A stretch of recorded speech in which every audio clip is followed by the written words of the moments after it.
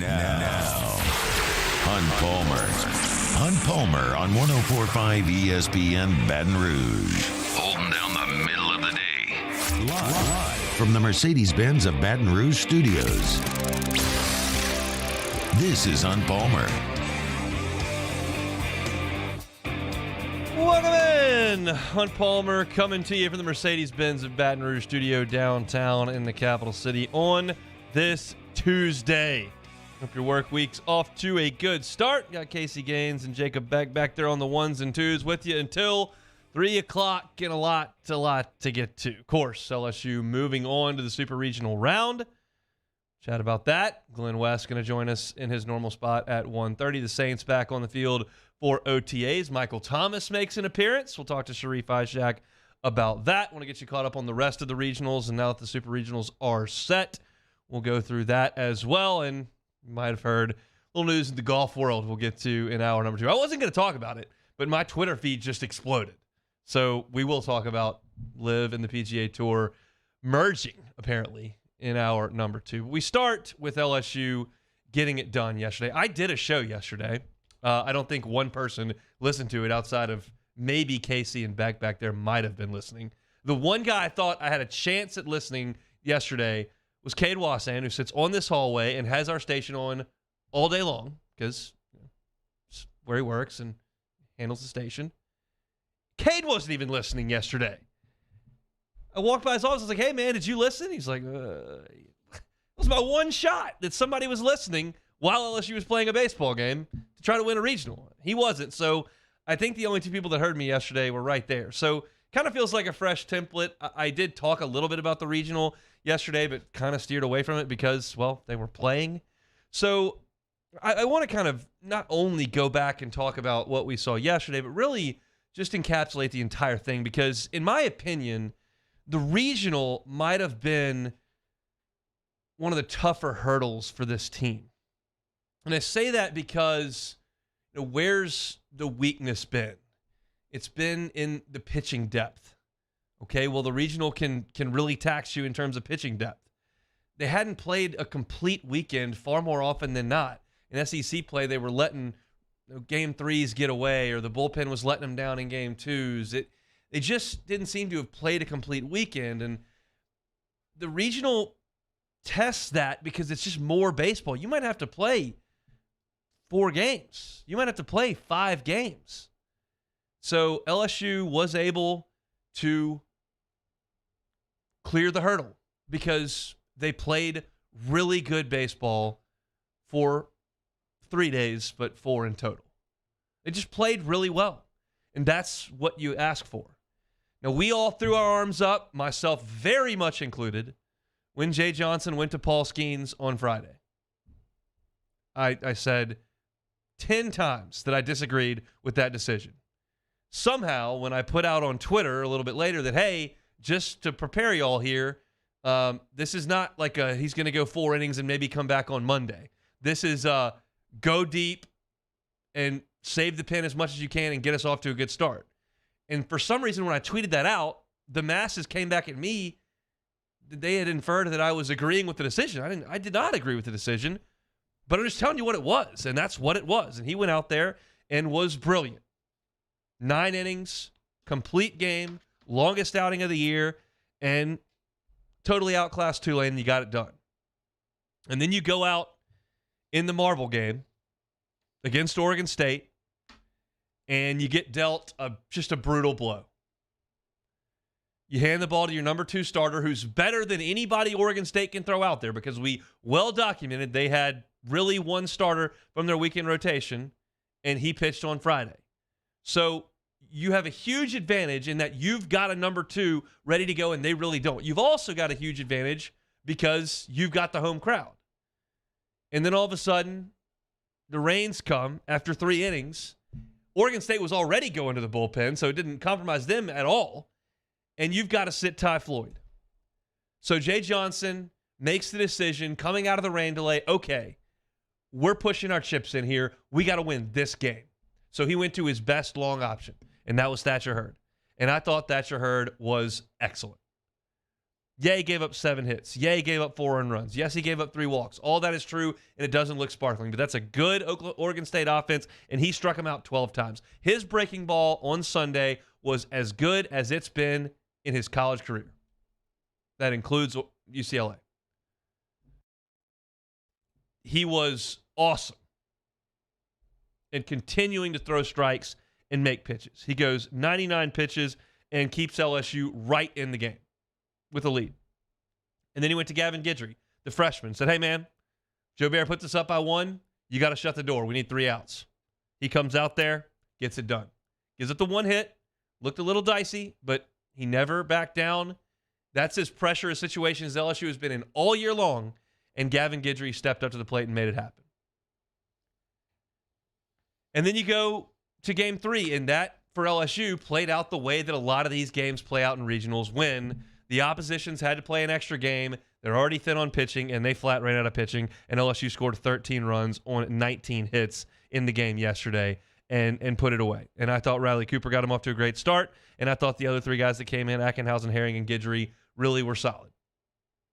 And it was a really strong performance. I talked about this really all year, but certainly as you arrive in the postseason. You put this team together, they've got their ups and downs, they had their highs and lows, they've got some adversity, they've got some really big wins, and you just have to hope they go out there and they play well when it matters, when it counts.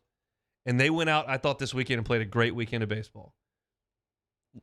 Just the one Thompson error, maybe one throwing error that was not great, but it was pretty clean defensively. It was rock solid offensively, and I thought the pitching staff stepped up in a huge, huge way. I think a lot of you probably remember after the Mississippi State weekend on Monday, I came on this show and I rattled off literally 20 names after Paul Skeens and Ty Floyd that you hoped to count on as bullpen arms. 20 of them.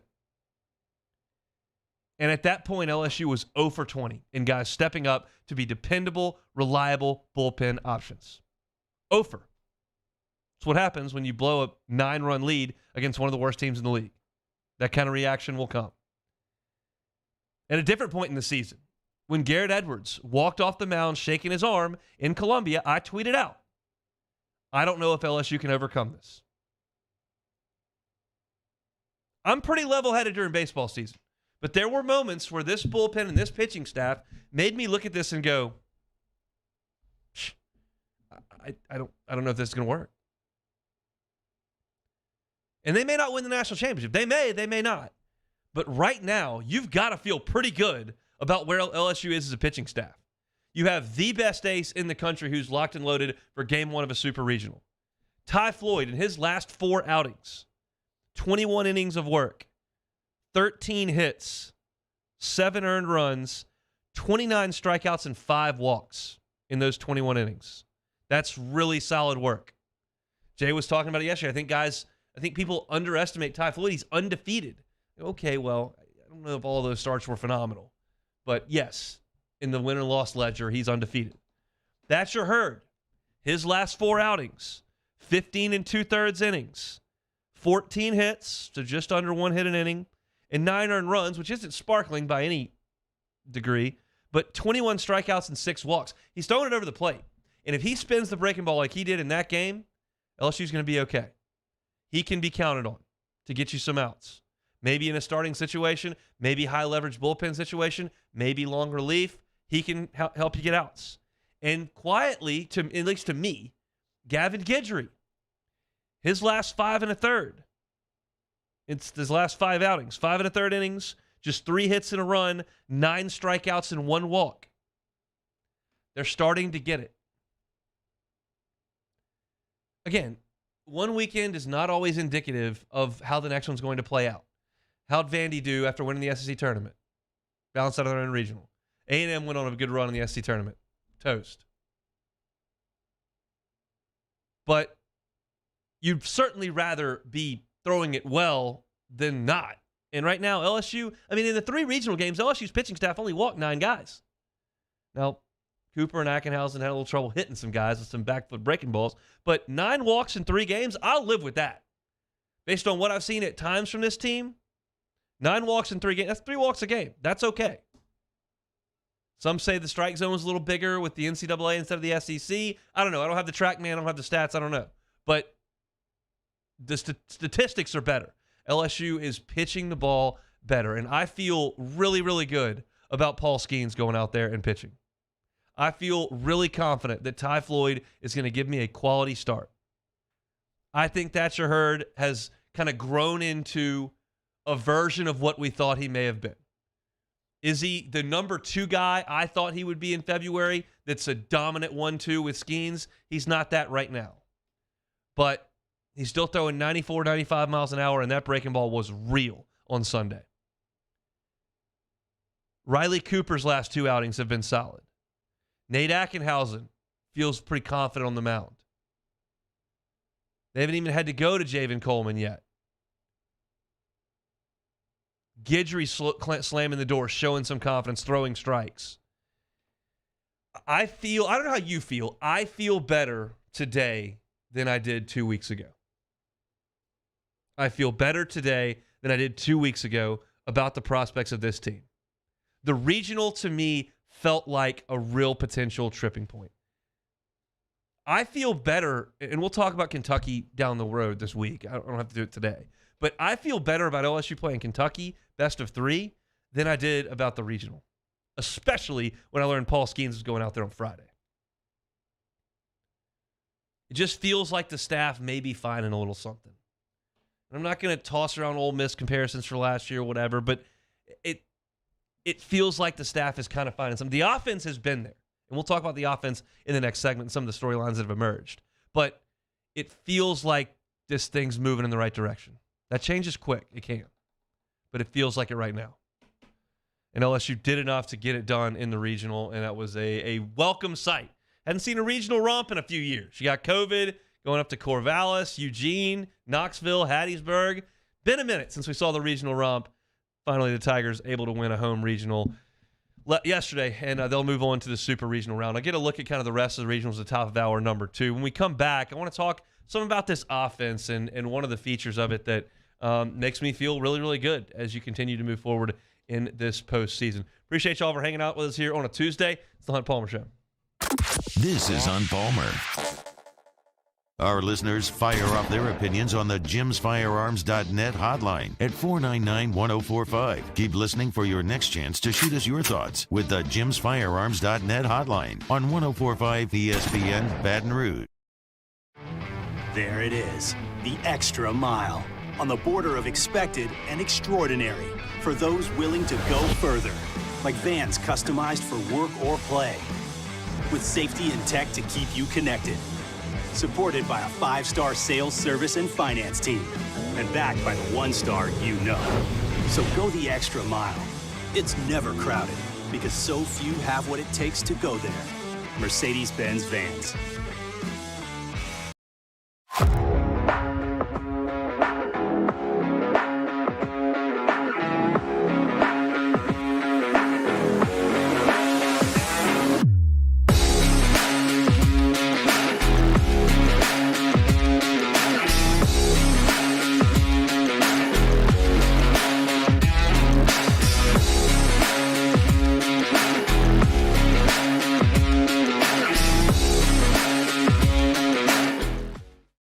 Gulf Coast Office Products is a nationally recognized Savin office equipment dealer based right here in Louisiana. Over 100 employees strong, Gulf Coast has the boots on the ground to support all vertical markets from education, engineering, legal, and finance. With the latest in office technology from desktop to production segment units, Gulf Coast and Savin have the perfect fit for you. Call 225-756-2644. That's 756-2644 for Gulf Coast Office Products. I've been doing business with Luba for 25 years. They're dependable, trustworthy. It's just the attention to detail with our clients. Our folks have years and years of experience. They're highly trained professionals, but many companies have that asset. What I'd like to think makes Luba a bit different is that we use those talents in a way that truly is dedicated to serving the needs of the folks who depend on us.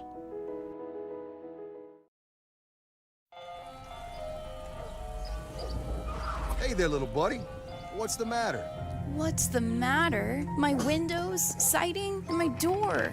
That's what's the matter. Relief Windows can fix all of that. I got you. Pop, pop. What's up? Oh my gosh, look! Curb appeal. That's a good-looking neighborhood. ReliefWindows.com.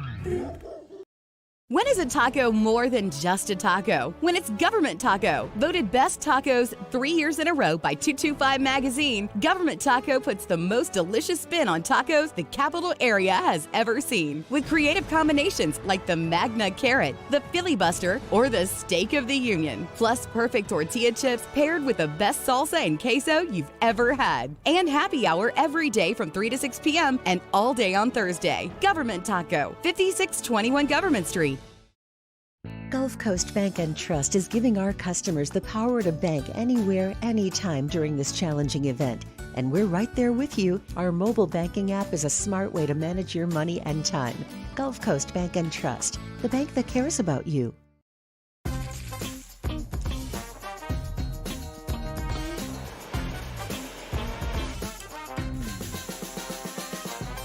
The best kept secret in town is out. Discover Tallulah at the Renaissance Hotel on Bluebonnet. All right, let's say ah. Where'd my spotlight go? Super weird, but we can take care of it. Get in and get better at Patient Plus.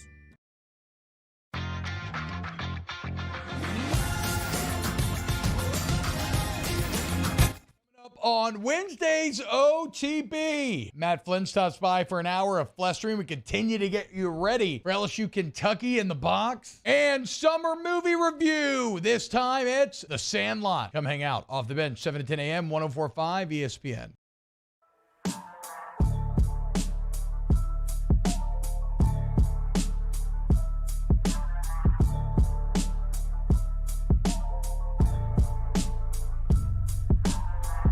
This is Hunt Palmer on 104.5 ESPN Baton Rouge. Glenn West in his normal spot here coming up in 15 minutes. Glenn was at the box all weekend long. So we'll get his thoughts on the Tigers moving on to the Super Regional round. We talked about the pitching there and how it seems to be kind of rounding into form. Is it perfect? No. It seems to be rounding into form a little bit. The offense has been there all year long. And I know they don't win every game. And I know that at times people get frustrated. They leave too many men on base. They strike out too much. I hear it. I get it on my Twitter. I get it via text. And yeah, over the course of 60-plus games, sometimes you don't get the big hit. But this offense has been as consistent as any in college baseball this year. And there are some reasons for that. You had an all-time first 40 games from Dylan Cruz. All-time. You had, after an early injury, Tommy White come on to be as prodigious an RBI collector as there is in college baseball. Incredible. But it's not just those two guys. It's the whole lot of it. Jared Jones going bananas in March. Cade Beloso emerging. How about the start Gavin Dugas got off to before he was injured?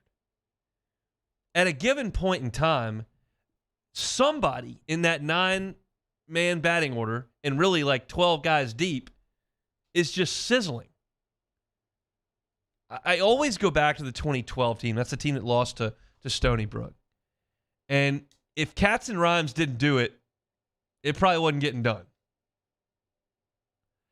You had Nola and Hanover on that team, Jacoby Jones, Ty Ross. But if it wasn't Katz or Rhymes, like, probably wasn't going to get done. Now, they had Gausman in the front rotation. They had Nola at the back end of the rotation. And so they won the SEC that year. But this is not like that. We know that Dylan Cruz kind of hit the skids there for 2 weeks. And Tommy White was unconscious. They could not get him out. Well, now you look up, and Tommy White's fighting it a little bit.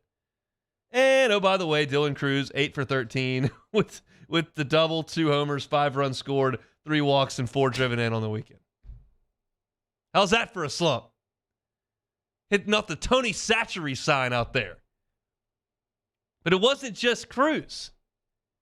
Beloso and Travinski go back-to-back in back-to-back games. I tweeted out bench warmers to bombers. These guys were non-factors.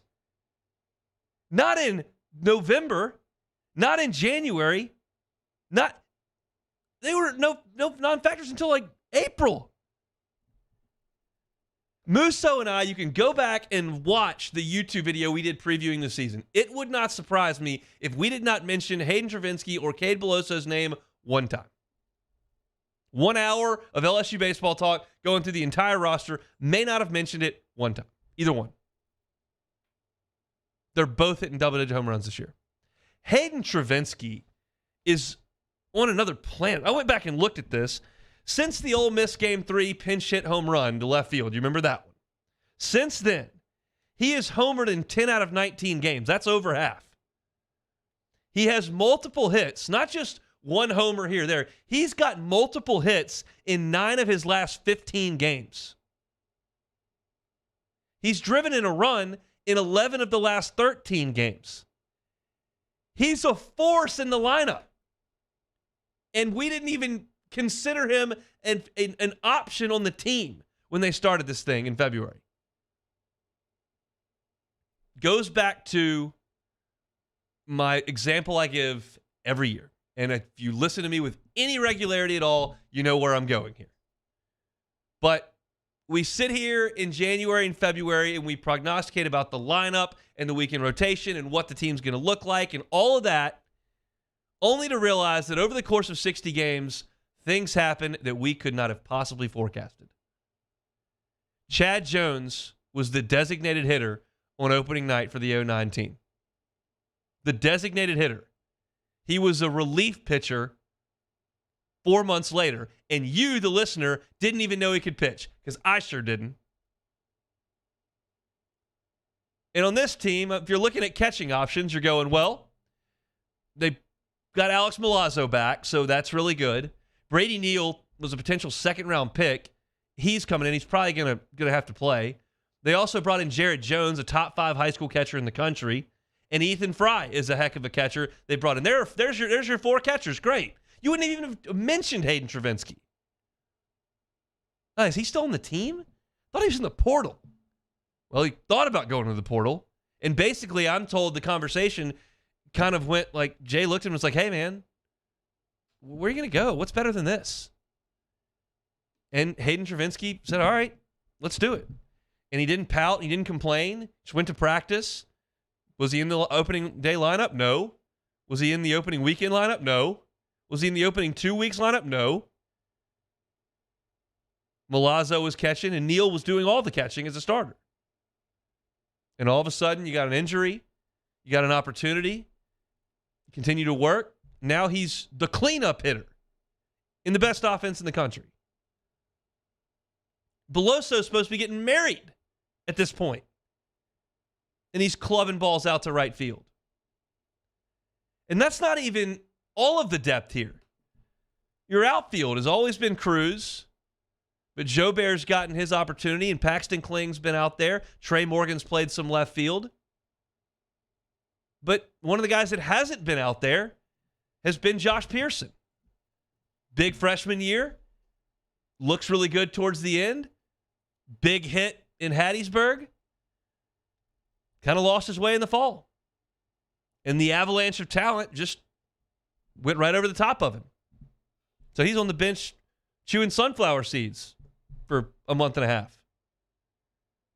But the word that always comes back when you hear him talk about Josh Pearson is trust. So Jay puts him in there, and he was sensational over the weekend. You look at there were huge hits that Pearson was collecting. He was 2 for 3 in the Marble game with a couple runs scored and a driven in. And then in the regional championship game, 2 for 5, 2 more RBIs, 1 driven in. And that's a guy that's been on the bench all year. And once again, you hear something in this press conference last night after the win that Josh Pearson, who's been the best player on every team he's played for up until last year, his entire life, who earned a starting job at LSU, as a freshman and then came back the next year and was a bench warmer, say in the postgame, this is the most fun he's ever had in a baseball season in his life. That's the same thing you've heard from 4 different guys, none of which play every day. The entire story that we talked about in January when Jay made the rounds with Media Day, with the Rotary Club, with the First Pitch Banquet, with radio interviews, with everything that he was throwing out there.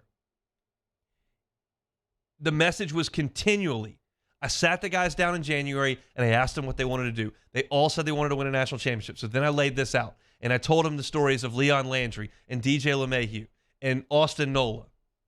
I told them about Kurt Ainsworth. Told them about Warren Morris. All these stories about guys whose careers weren't exactly the way they would have planned them. Maybe they were redshirted their first year. Maybe they didn't start the beginning of their season but eventually got into the lineup. Maybe they lost their spot and had to fill a different role. And you have to be willing to do that. And to tell a bunch of stars that are 19, 20 years old that they have to embrace that is one thing. And it's the right message, but it's only one thing. To have the 19-year-olds then fully buy into it and live it out is amazing. I don't know what the result of this season is going to be, but they're in a pretty damn good spot right now. And it's because guys who did not have the Dylan Cruz, Tommy White career path where you show up day one, you're in the lineup, in the 3-hole, you're a star, go play. That's not what these guys have had. That's not what Hayden Travinski's had. That's not what Cade Beloso's had. That's not what Josh Pearson's had. That's not what Gavin Dugas has had. That's not what Braden Jobear's had.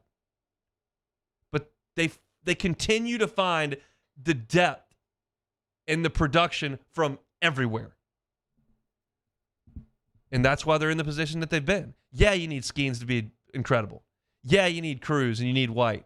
But the ancillary pieces of this thing are what makes LSU so complete and so good. And the attitude with which they do it is remarkable to watch because it's not always like that.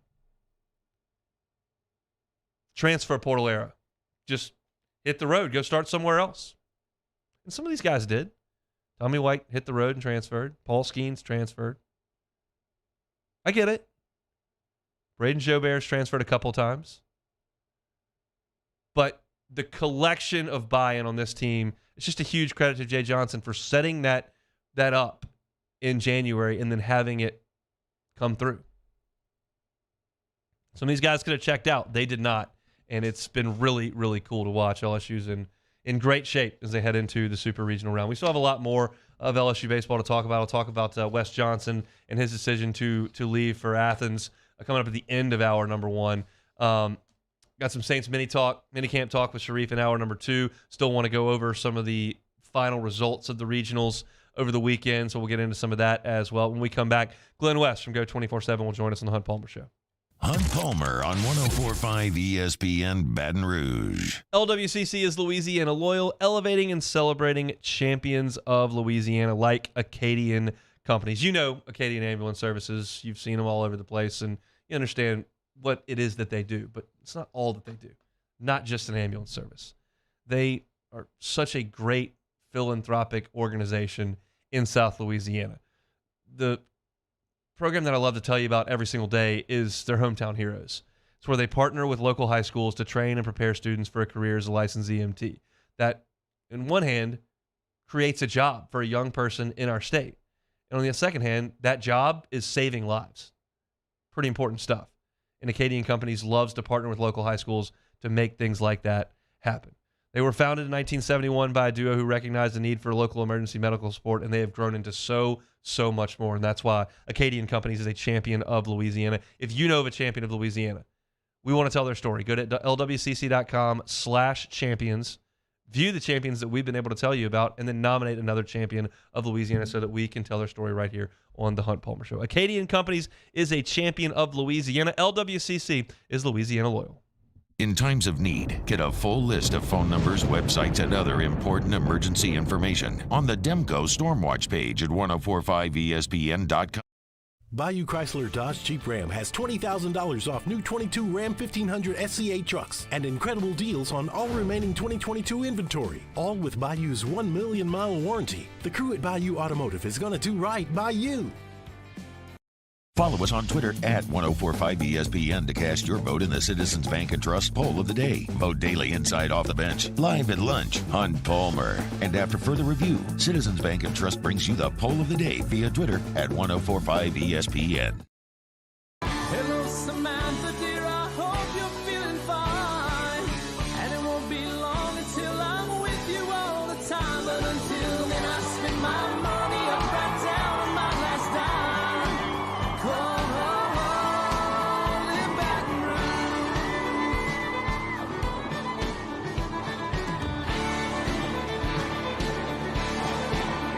I'm ready, what you put me on through. Gotta send my love down the Hey, it's Matt Musso. Join me Monday through Friday for your daily update on LSU baseball with Musso at the Box, presented by New Orleans Flooring, wherever you get your podcast, Apple, Spotify, Google, and check out New Orleans Flooring. 2 locations, Metairie and Prairieville, or NOLAFlooring.com.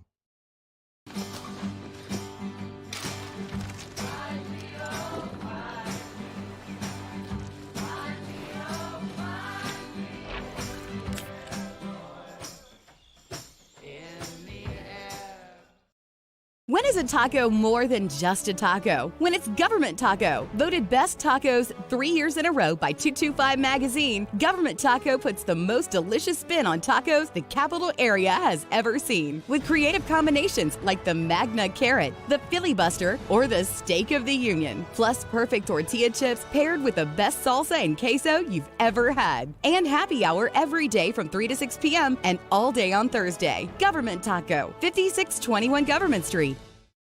Bayou Ford has $15,000 off plus 0.9% APR for 60 months on all new 22 Ford F-150 SCA trucks and incredible deals on all remaining 2022 inventory. All with Bayou's 1 million mile warranty. The crew at Bayou Ford is going to do right by you.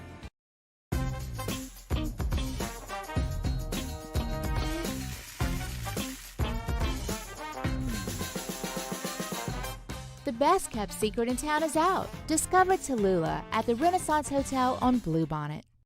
Gulf Coast Office Products is a nationally recognized Savin office equipment dealer based right here in Louisiana. Over 100 employees strong, Gulf Coast has the boots on the ground to support all vertical markets from education, engineering, legal, and finance. With the latest in office technology from desktop to production segment units, Gulf Coast and Savin have the perfect fit for you. Call 225-756. Jimmy Ott and the Handyman. We're live at lunch at Modesto, the Wednesday edition of Live at Lunch at Modesto on Burbank, right here on 104.5 ESPN Baton Rouge.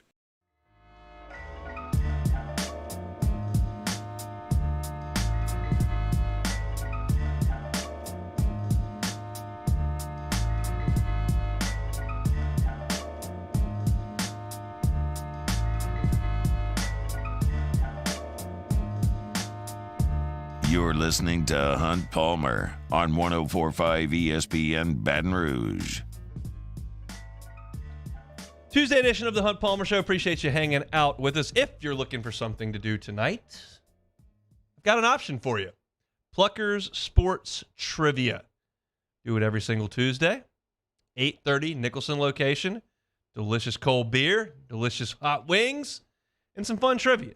Grab a team, come on out to Pluckers on Nicholson at 8:30. Be watching some sports on TV. We'll be winning gift cards and having a generally good, enjoyable time out at Pluckers. Always fun and enjoy it every single Tuesday night. Have for quite a long time. I've been hosting that sports trivia at Pluckers since Drew Moscona was born, and he's like 8 now. So it's been quite a run over Pluckers, and I still love it. I still look forward to it every single Tuesday heading out there. We got a lot of the same teams that show up weekly, so be a new one. Come on out there and play some sports trivia tonight at Pluckers. All right, we head out to the Jim's Firearms Hotline now. That's where we find our guy Glenn West of Go 24/7. Glenn, how are you, sir? I'm doing good, hon. How about yourself? I'm all right. I'm happy about LSU baseball and a little confused about golf, but we'll talk about golf in hour number 2 here. Long weekend at the Box, but the Tigers get it done. Entering the regional, how confident were you that LSU was going to come out on the other side? Yeah, I was pretty confident. I think probably as the weekend moved along, I was a little bit less confident, just from the perspective of, okay, you kind of get this situation here where the weather delays games, and you just don't know how teams are going to respond. And if LSU had lost that second game, what does that mean? And just the uphill climb that would have taken if they had dropped that first game to Oregon State. But when they came out of the locker room and out of the weather delay in that second game, I thought they really hit another gear. I thought they played fantastic baseball the rest of the weekend. In those final 6 innings against Oregon State on Sunday, and then of course on Monday as well. I thought they played some really complimentary baseball. All 3 phases seemed to be working pretty well. That throw from Jordan Thompson home that saved a run, or prevented a run from coming in early, I thought was a great first sign in terms of just how locked in, loaded these guys were. So look, they got 3 wins, and they got out of here, I think, with a really good confidence and momentum about themselves heading into Super Regional weekend. Just really like what they did overall. Do you feel differently about the pitching today than you did 3 weeks ago? I don't know how you can watch the last couple of weeks and not feel a little bit more positive about the pitching situation. I thought that Thatcher Hurd did a tremendous job. He gave up the couple home runs there and made things a little bit sticky for a little bit, but his 12 strikeouts, he struck at 12 of the 15 outs that he had in that game were strikeouts. You obviously know what you're getting from Paul Skeens. I'm kind of glossing over what Paul Skeens did against Tulane, but him going 9 innings in that game, really saving the rest of the pitching staff, I think was a very underrated part of what happened this weekend, and certainly set things up well for Monday as well when you use pretty much the 1-2-3 lefty arsenal there. I thought all 3 of those guys did exactly what you needed for them to do. I think if you had kind of gone into the weekend thinking that LSU was going to give up, 5-6 runs to an Oregon State offense that had come in with a lot of confidence and momentum themselves, I think you would have felt pretty good that LSU would be able to get that pitching, and it did kind of break open there a little bit on Monday. You think Gavin Guidry is the closer? Yeah, I think he is the closer. I mean, he's been just so good the last 3 or 4 weeks, and I was talking about this with a number of writers. It's going to be a tough conversation this offseason with him. He's turned into one of your best pitchers, and I know that the future is very bright for him on the infield, but I just don't know how you can take him out of the pitching rotation too. I mean, I think he could be a really solid guy for you next year, and I know we're getting ahead of ourselves there, but he's going to be a guy that I think you could absolutely see do both. But just I really like what he's done, and I think he's got a real confidence and mentality to him that Jay Johnson really loves and is looking for in that closing role. And the two-way player conversation is an interesting one because the guys that are doing it at the best level are Caden Grice and Jack Caglione, I think. And those 2 guys play first base. If you're asking a guy to maybe play shortstop, I think that conversation totally changes because you just can't put that much stress on your arm, I think. But you got a summer and maybe a fall to kind of figure it out. I mean, what's your gut tell you about that? Yeah, I think probably gut would tell me that they have more of a need for middle infielders next year than they will for their pitching staff. I know they're really excited about a lot of the pitchers they have coming, and certainly they'll be probably hitting the transfer portal pretty hard, I would imagine. You still have Thatcher on the roster. You got a couple other young pitchers like Herring that are developing. So I think the more pressing need will certainly be middle infield when you're losing Dugas, Thompson, and likely Nippolt as well. I mean, there's just going to be a lot of guys that are going to be out, in the middle infield after this season. You think Tommy White was pressing over the weekend? Maybe a little bit. I mean, certainly some of those strikeouts were not indicative of what we've seen Tommy White do, at the plate this season. You'd have to ask Tommy to really get the answer from him, and I don't think that he'd give you a very good answer just because he hasn't always been, the most loquacious and talkative interview that we've had this season. But, look, I think it's one of those things where you kind of learn from the experience, and I think he's going to be fine. He had a couple of mistakes there at third base as well. Just never seemed like he was in rhythm this weekend, and I'm sure he'll have a conversation with Jay Johnson, and I'm sure they'll get his mind right for this weekend. How surprising was it? Well, I guess the question, more surprising late season surge, Josh Pearson or Hayden Travinski? I've been beating the Josh Pearson drum for a while now. I mean, for those who follow us on the site, at our Go247 site, they know that I've been really high on Josh Pearson's season, even when he hasn't always had the success at the plate.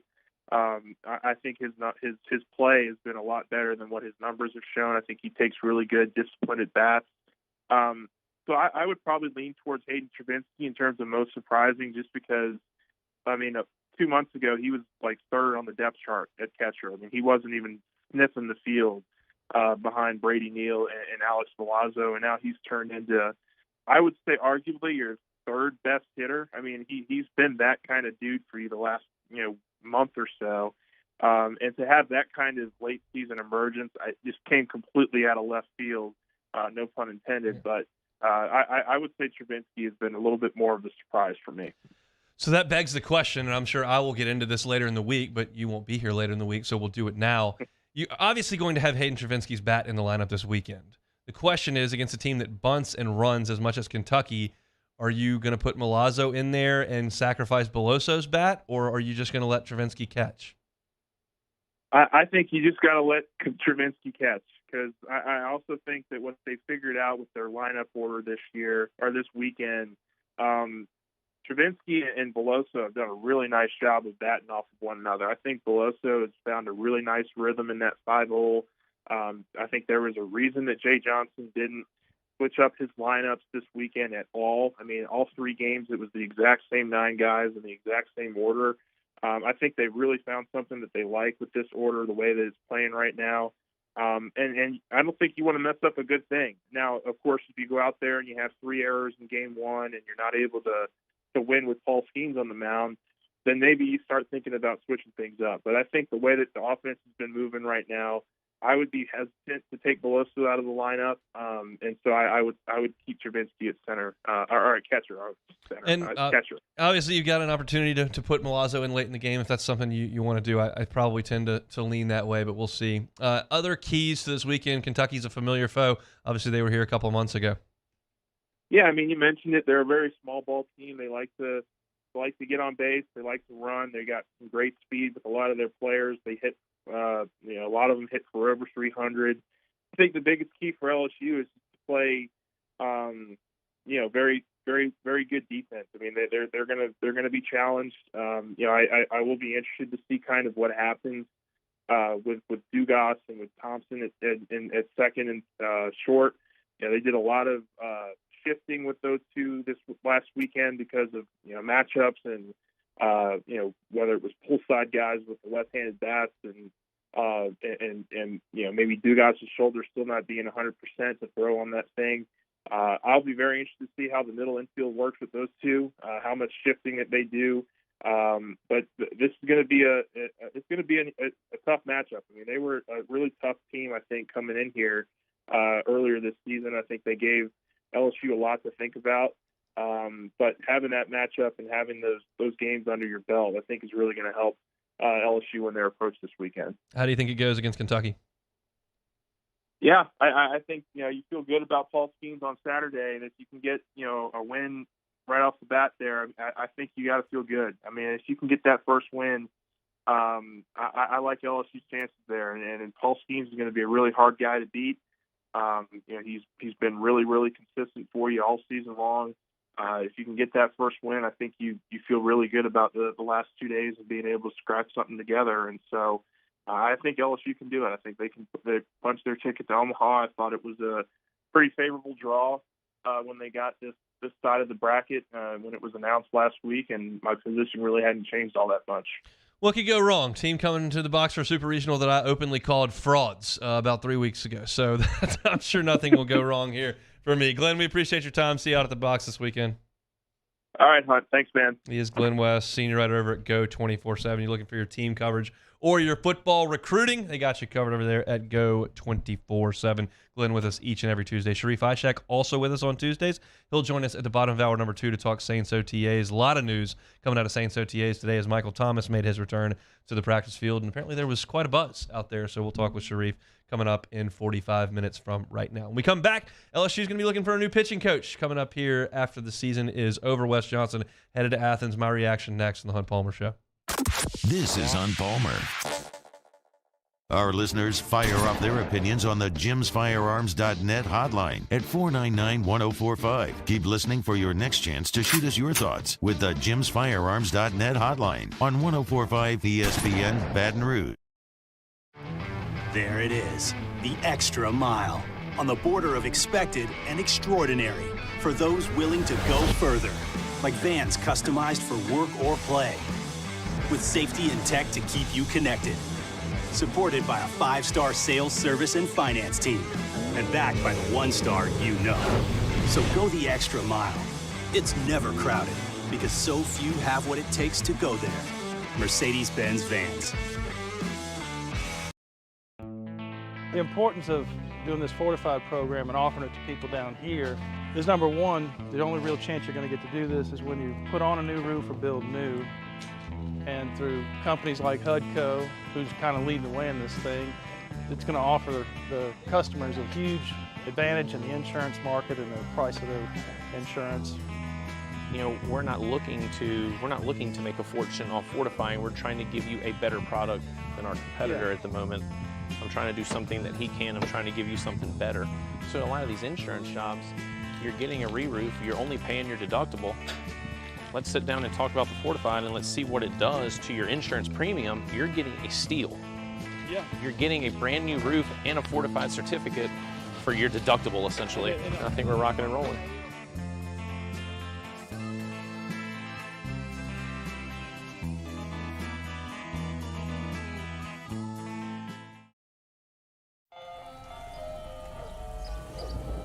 Hey there, little buddy. What's the matter? What's the matter? My windows, siding, and my door. That's what's the matter. Relief Windows can fix all that. I got you. Pop, pop. What's up? Oh my gosh, look! Curb appeal. That's a good-looking neighborhood. ReliefWindows.com. Gulf Coast Office Products is a nationally recognized Savin office equipment dealer based right here in Louisiana. Over 100 employees strong, Gulf Coast has the boots on the ground to support all vertical markets, from education, engineering, legal, and finance. With the latest in office technology, from desktop to production segment units, Gulf Coast and Savin have the perfect fit for you. Call 225-756-2644. That's 756-2644 for Gulf Coast Office Products. I've been doing business with Luba for 25 years. They're dependable, trustworthy. It's just the attention to detail with our clients. Our folks have years and years of experience. They're highly trained professionals. But many companies have that asset. What I'd like to think makes Luba a bit different is that we use those talents in a way that truly is dedicated to serving the needs of the folks who depend on us.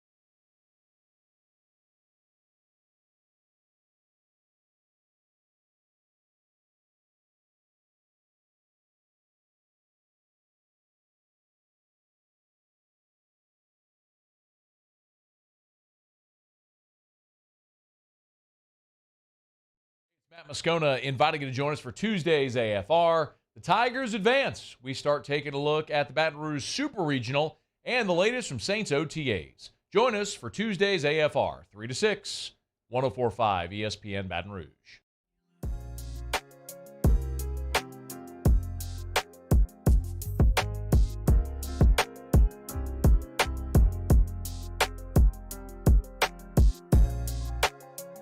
This is Hunt Palmer on 104.5 ESPN Baton Rouge. All right, wrapping up hour number one here.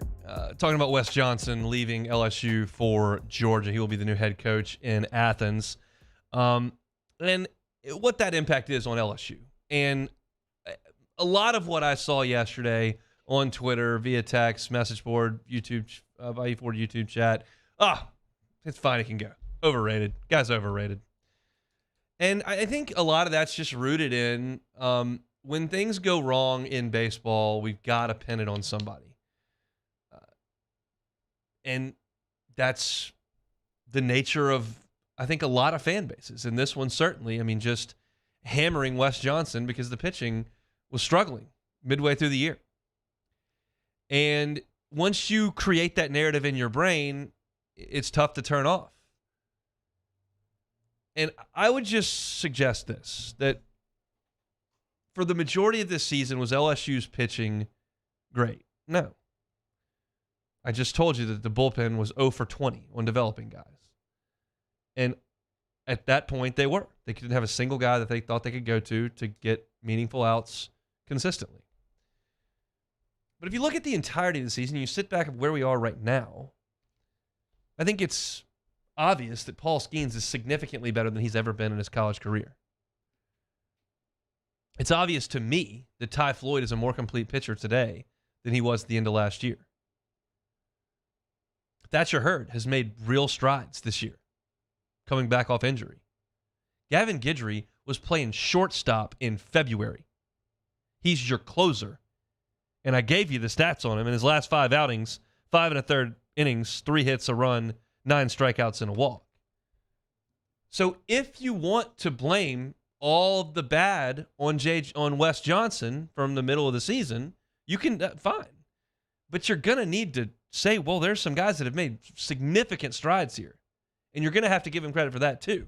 I'm more in the camp of, I think he's a really good pitching coach. I think some of the guys didn't do a very good job early. I think some of them are doing a better job late. I think injuries decimated this staff from a structural perspective, where you lost a potential number 2 starter, maybe a closer. You lost your top 2 relievers.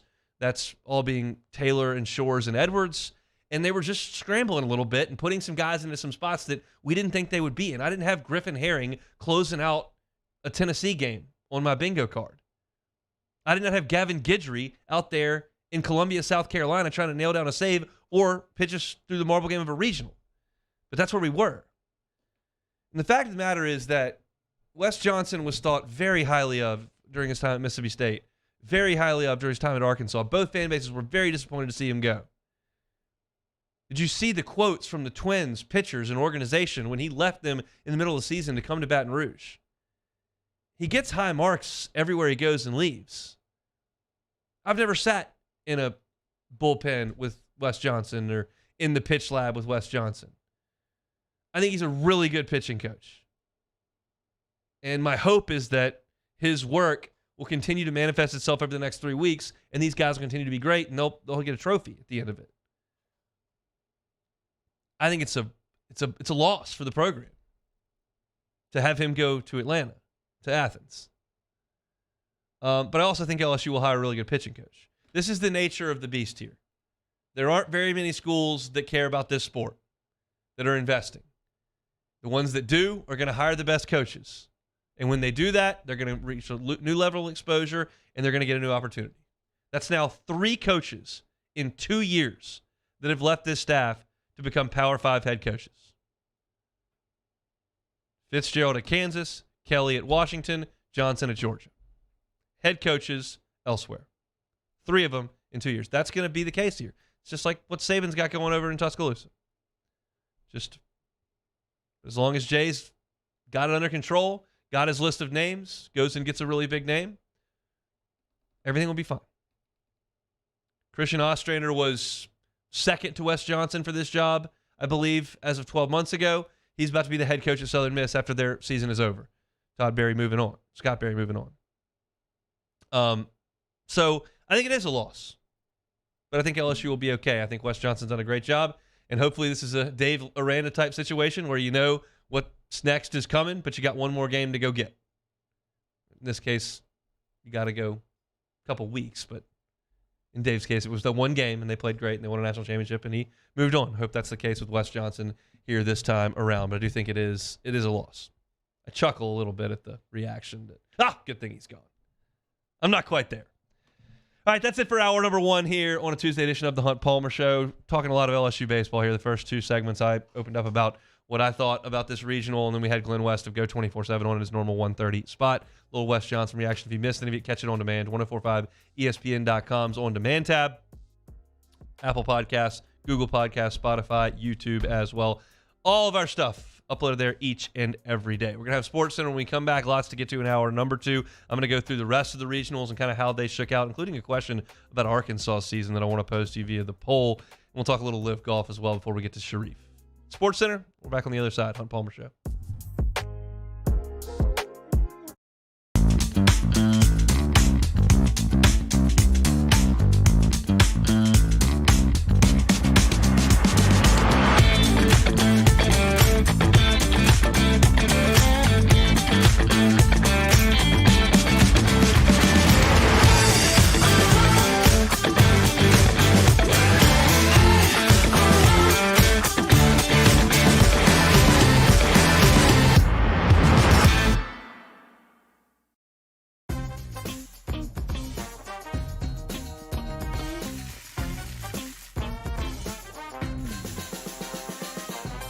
The best kept secret in town is out. Discover Tallulah at the Renaissance Hotel on Bluebonnet. Bayou Chrysler Dodge Jeep Ram has $20,000 off new 22 Ram 1500 SCA trucks and incredible deals on all remaining 2022 inventory, all with Bayou's 1 million mile warranty. The crew at Bayou Automotive is going to do right by you. The world's leaders in obesity research, obesity medicine, and obesity science are right here. We're doing something that no one's ever done, or trying to answer a question that no one's ever asked before. Pennington is a real jewel when it comes to research. We are finding the solutions to the world's worst chronic disease, which is obesity. Louisiana needs Pennington Biomedical. Gulf Coast Office Products is a nationally recognized Savin office equipment dealer based right here in Louisiana. Over 100 employees strong, Gulf Coast has the boots on the ground to support all vertical markets, from education, engineering, legal, and finance. With the latest in office technology, from desktop to production segment units, Gulf Coast and Savin have the perfect fit for you. Call 225-756-2644. That's 756-2644 for Gulf Coast Office Products.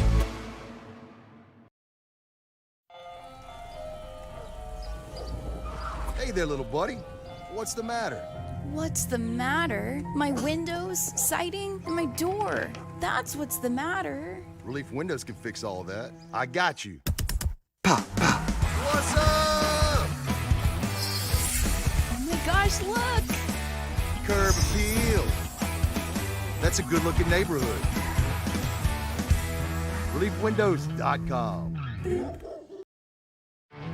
There it is, the extra mile, on the border of expected and extraordinary, for those willing to go further, like vans customized for work or play, with safety and tech to keep you connected, supported by a 5-star sales, service, and finance team, and backed by the 1-star you know. So go the extra mile. It's never crowded, because so few have what it takes to go there. Mercedes-Benz Vans. I've been doing business with Luba for 25 years. They're dependable, trustworthy. It's just the attention to detail with our clients. Our folks have years and years of experience. They're highly trained professionals. But many companies have that asset. What I'd like to think makes Luba a bit different is that we use those talents in a way that truly is dedicated to serving the needs of the folks who depend on us.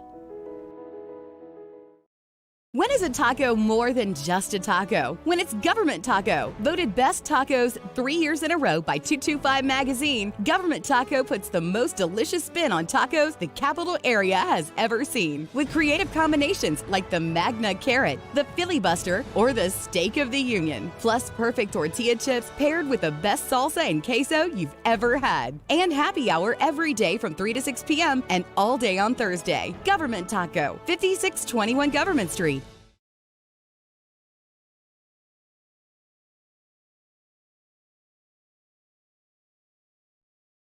This is SportsCenter.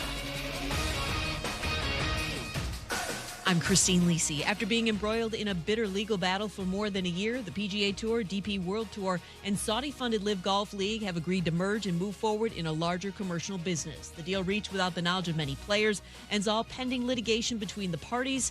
ESPN senior writer Mark Schleybaugh. It's probably a win for golf and a win for golf fans.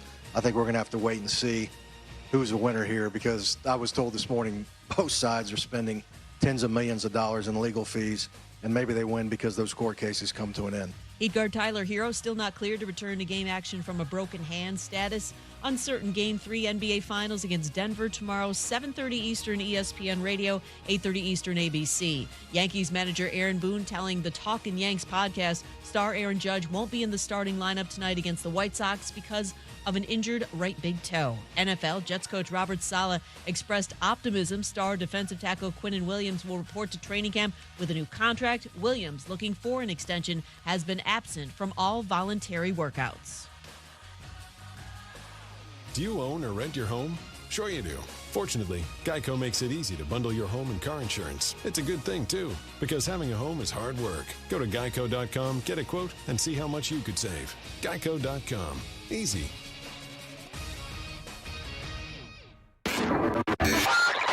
Now,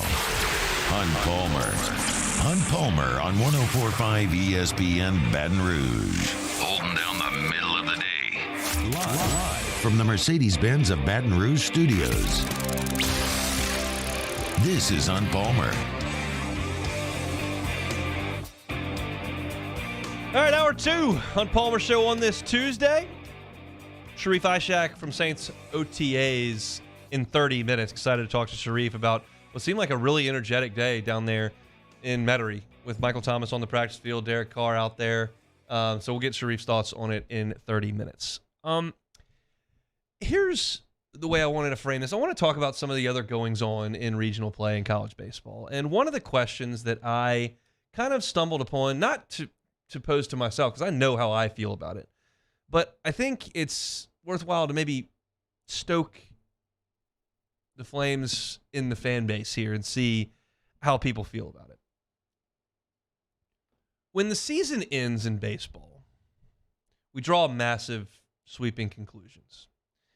And during Paul Mainieri's run of 6 consecutive national seeds, sometimes you lose to Stony Brook or Coastal, sometimes Houston comes in and beats you, sometimes you get to Omaha and you go 1-2, you go 2 and out, or maybe sometimes you get all the way to the championship series. When they got to the championship series in 2017, I think most people felt like that was a good run. You came up 2 games short. One of your starting pitchers got hurt in Omaha. Good job. But outside of that, all of those runs post-2009 kind of got met with maybe a vocal minority, maybe a majority, but it was met with a lot of, Mainieri can't get it done in June. I got that a lot. You should never lose to Coastal Carolina. No way. Not at the box. It's okay to feel that way. I'm not telling you exactly how to feel. I'll tell you how I feel, but I also want to pose a question a different way. But my contention during that entire run was always the same. I believe the job of the head coach at LSU in baseball is to build a roster year in and year out that competes for a top 8 national seed and puts itself in the best position possible come June. And then you've really got to go out there and play. You do game plan. You do pull pitchers. There are decisions that coaches make both in preparation and during games that do matter. I'm not telling you that none of it matters, but what I'm telling you is that there's a bigger impact on the play caller in football than there is the head coach in baseball, in my opinion.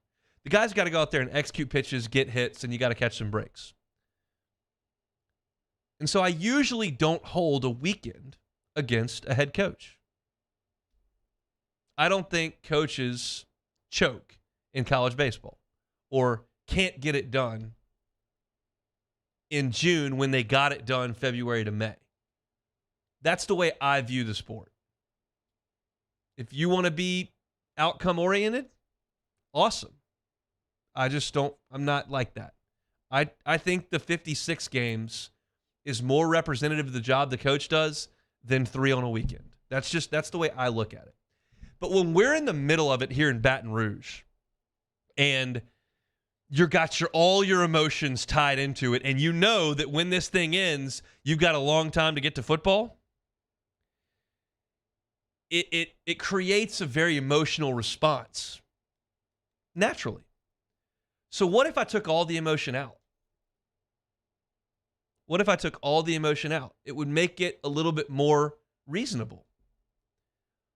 And I set this whole thing up to pose to you, the LSU baseball fan, how do you think Dave Van Horn did this year?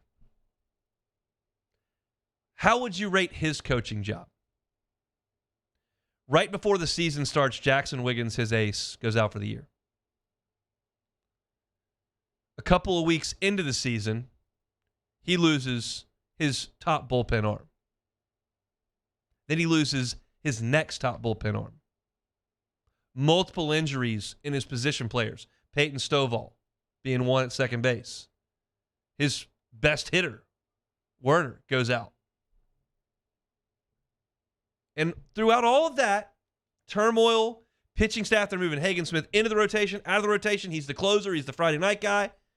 They win 20 league games, and they're the 3rd national seed. If I stopped the story there, you would say, well, that's an incredible coaching job. Put together a deep roster, managed it well, a little bit outside the box, sliding Hagen Smith here and there and around, dealing with injuries, infield, outfield, closers, starting rotation. They won 20 league games, won the league, and were the number 3 national seed. And then he threw Hagen Smith in the marble game of a regional at home, and he gave up 8 runs in an inning. 8 runs in 1 inning. And TCU beat him in a regional. Now, you don't have any emotional investment in that. It's just Arkansas, whatever. We're still in it. I'm riding high. But how would you say Dave Van Horn did? I would say he did a remarkable job of coaching the team and continues to prove that he's a top 5 coach in college baseball. But his guys went out there over this weekend and they didn't get it done. And I don't know that there's really anything he could have done to fix that. And that's my point with this whole thing, is I think the job of the head coach is to go out there and put that roster together for 56 games, and you got to let them go play in the regional. Yes, you do have to make decisions. Again, I fully admit that. But in this sport where we see that Chris Lemonis' team got hot, what are they now? We see that Mike Bianco's team got hot. What have they been for 15 years? We see Fresno State get hot. We see Coastal Carolina get hot and win a national championship. I don't know that that's all on coaching, right? Who's a better coach, Dave Van Horn or Chris Lemonis? Who was Fresno State's coach when they won it? I don't know. Just that's for an example. While you're not emotionally invested in the outcome and what your reaction to it's going to be, I will use that example to kind of display my feelings on it. That hey, you just got to go play, and I'm glad that LSU played really well over the weekend. Some other stories in college baseball: Texas A&M loses last night to Stanford. They won the marble game, despite the fact that their first 3 starting pitchers of the weekend all threw an inning and 2/3. None of them got through 2 innings. And that's really been A&M's problem all year long, is they haven't had anybody they could go to in the starting rotation to give them consistent results. Wansing hit or miss. It just hasn't been there. And then they finally turned it over to Nathan Detmer last night, who's been their Friday guy, and he was good last night. He had that hard sinker going. Breaking ball was good. He was throwing strikes. That's why he'll be a fairly high draft pick, even though his college numbers aren't very good. But he's got it in him, and they just couldn't hit. And Stanford's got a couple of arms that are no joke. I was watching that last night. That's a Stanford team that would be in LSU's bracket come College World Series time. There are a couple guys on that staff that can really pitch. And then the other situation here in terms of college baseball was who's going to host the Tennessee Southern Miss Super. I will tell you, I don't know exactly what the process is for hosting that Super. I know there's a bidding process. I don't know everything that entails. The way I understand it, you kind of make your pitch as to why they should come. I think some of that is is logistics and money.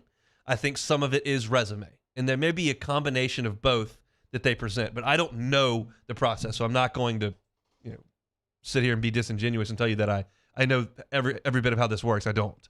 But it basically came down to, when you crunch the numbers, if that's the exact process, Tennessee's metrics in terms of strength of schedule, RPI, performance in the regional, all that was superior to Southern Miss's.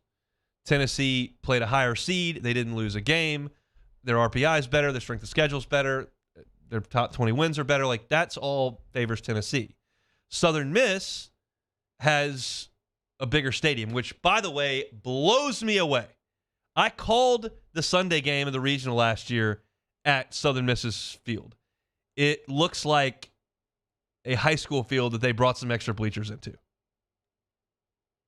That's what it looked like to me. The fact that that place, I think it's Pete Taylor, holds more than Lindsey Nelson is mind-blowing. Tony Vitello needs to grab a couple boosters by the wallet and do something about that. But the other thing that's a factor here is Coach Barry's last year. He's retiring after a lifetime at Southern Miss, basically. And if the discussion I hate conspiracy theories. I almost never buy into them. Almost. But if the discussion is, Tennessee's resume looks better on paper on the baseball field. In terms of money, we make more on the gate with Southern Miss, so they're Coach Barry's last year. Let's give him a send-off. Is that how that conversation goes? I don't know. I hope not. I hope not. I hope there's some sort of decorum that has to be displayed in that room where we're not going on sentimental and tugging heartstrings when we're trying to determine a national champion. You want to tell me Southern Miss got it because there's more money in it and they're both 2 seeds, so you've lost your ability to kind of negotiate there? I'll buy it. You want to tell me Tennessee deserves that spot over Southern Miss? I'll buy that too. But either way, they're headed to Hattiesburg, and we know that Tennessee has been bad on the road this year, but they seem to maybe exercise some demons against Clemson because they played great baseball for that entire regional. Got a little bit of a break that Charlotte showed up instead of Clemson in the championship, but that's their right after breaking Clemson's heart. So we got the game times if you're just getting off work or just getting in the car or hadn't looked. LSU's Super Regional against Kentucky will be played on Saturday, Sunday, and Monday if necessary. Saturday's first pitch from the box, 2 o'clock over there at Alec Box Stadium. So should be a festive environment for LSU and Kentucky in the Super. I'm so fired up for Super Regional weekend. Like last year, I did watch some Supers. I watched Ole Miss and Southern Miss. But as is the case with a lot of people, I think when your team gets eliminated, you run out of steam pretty quick.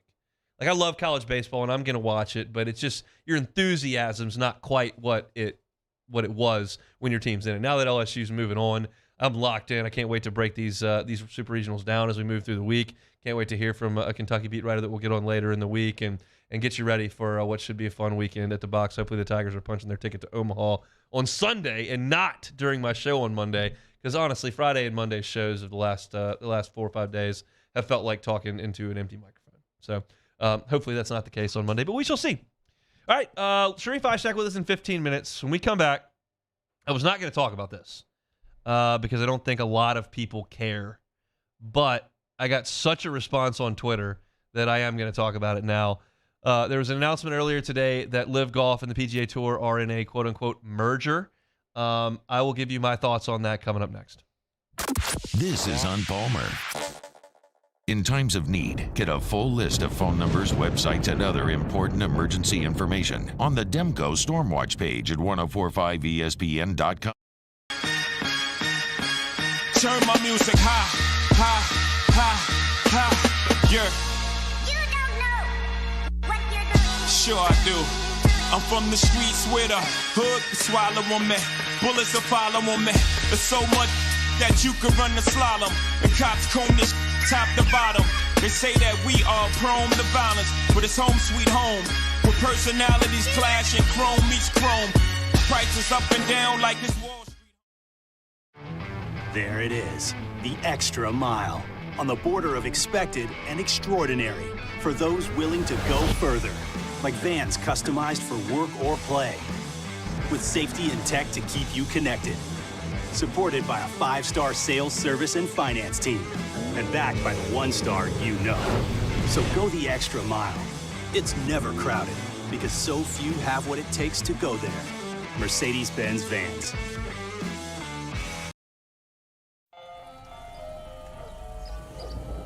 Hey there, little buddy. What's the matter? What's the matter? My windows, siding, and my door. That's what's the matter. Relief Windows can fix all of that. I got you. Pop, pop. What's up? Oh my gosh, look! Curb appeal. That's a good-looking neighborhood. ReliefWindows.com. Gulf Coast Office Products is a nationally recognized Savin office equipment dealer based right here in Louisiana. Over 100 employees strong, Gulf Coast has the boots on the ground to support all vertical markets, from education, engineering, legal, and finance. With the latest in office technology, from desktop to production segment units, Gulf Coast and Savin have the perfect fit for you. Call 225-756-2644. That's 756-2644 for Gulf Coast Office Products. I've been doing business with Luba for 25 years. They're dependable, trustworthy. It's just the attention to detail with our clients. Our folks have years and years of experience. They're highly trained professionals, but many companies have that asset. What I'd like to think makes Luba a bit different is that we use those talents in a way that truly is dedicated to serving the needs of the folks who depend on us.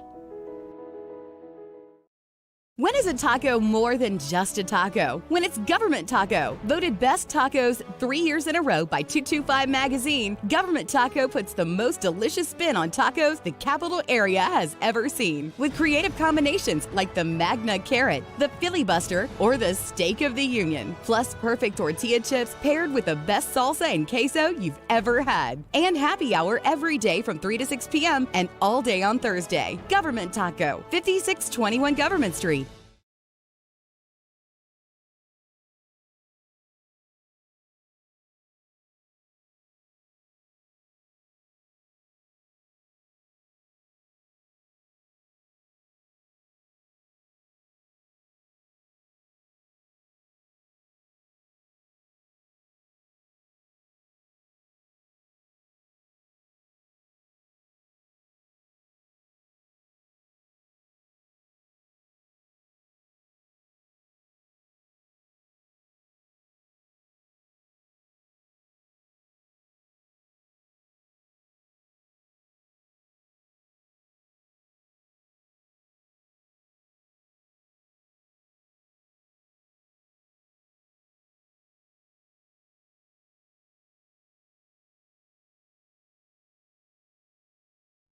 Up on Wednesday's OTB. Matt Flynn stops by for an hour of flestering. We continue to get you ready for LSU Kentucky in the box. And summer movie review. This time it's The Sandlot. Come hang out off the bench, 7 to 10 a.m., 104.5 ESPN.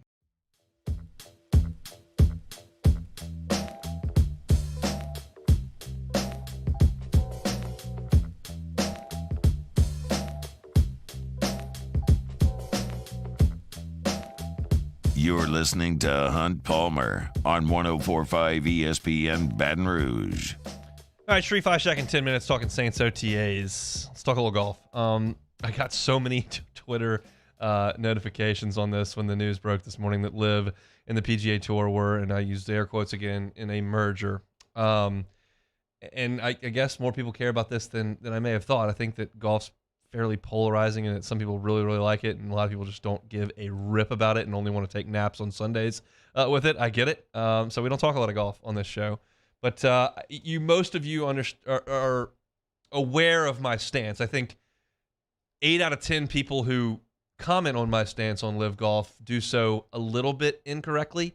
You think I just hate LIV Golf, and that's the end of the story. I do hate LIV Golf, but it's not maybe for the reason that you think. This is a selfish thing for me. I'm not talking about the human rights stuff that goes on in Saudi Arabia and the PGA Tour being holier than thou and LIV Golf taking blood money. Like that's not where I am on all this at all. And I'm not. I don't think that most of the guys that took the money to go play on LIV are like horrible humans because they did it. There are some I'm more disappointed in than others.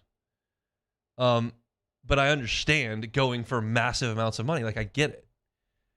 My perspective is that I love watching golf.